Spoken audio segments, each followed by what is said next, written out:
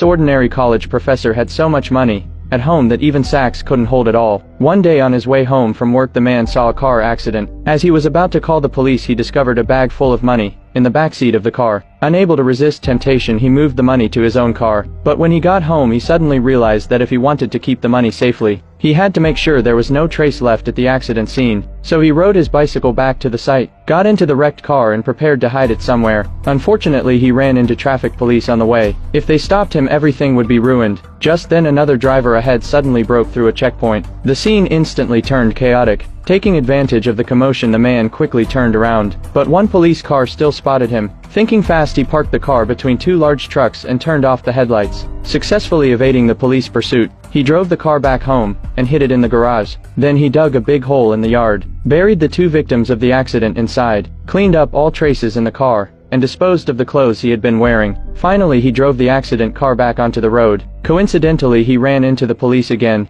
The officers found the car familiar, but since this model was very common, and the professor passed the breathalyzer test, they let him go. He drove to a remote lake, wiped off all fingerprints from the car and left. Back home, the professor stared at the huge bag of cash, feeling troubled. His biggest problem now was making the money legal. Even if he deposited $5 million a day, it would still take 3 years to finish. Just then his daughter came to him complaining about a ringing phone that was keeping her awake. He stepped onto the balcony and realized the sound was coming from the pit. Terrified, he quickly searched online. Even worse, he found out that the police could easily track the phone's location via satellite.